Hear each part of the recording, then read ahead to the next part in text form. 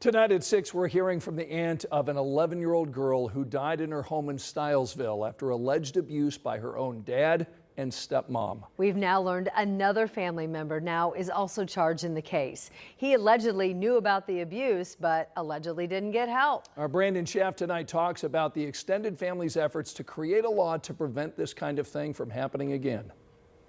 After Oaklynn Vazquez died in her Stilesville home in February, her aunt spoke at a vigil in March honoring her life. She spoke about creating Oaklynn's law to protect kids from abuse.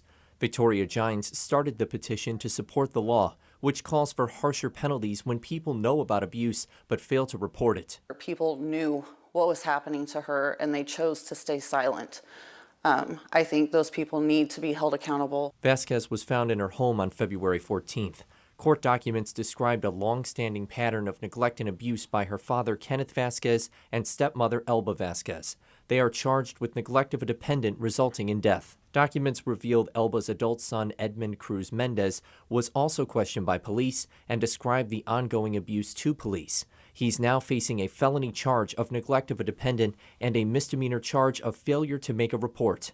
Gines says it's important to protect kids who can't protect themselves. People need to start speaking up and saving these children because they are killing our future. According to Prevent Child Abuse Indiana, there were at least 18,000 DCS hotline calls in February alone for abuse and neglect concerns. It is not just school professionals or doctors. It is every single resident of Indiana is required to report to the Department of Child Services if they have concerns that abuse and neglect is occurring. Have you had the opportunity to speak with any lawmakers yet? I actually did wake up this morning to a comment on one of my posts for my petition.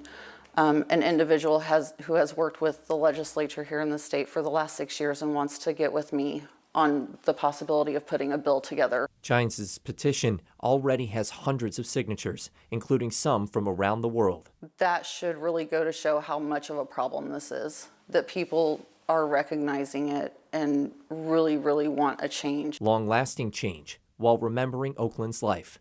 Brandon Schaff, 13 News.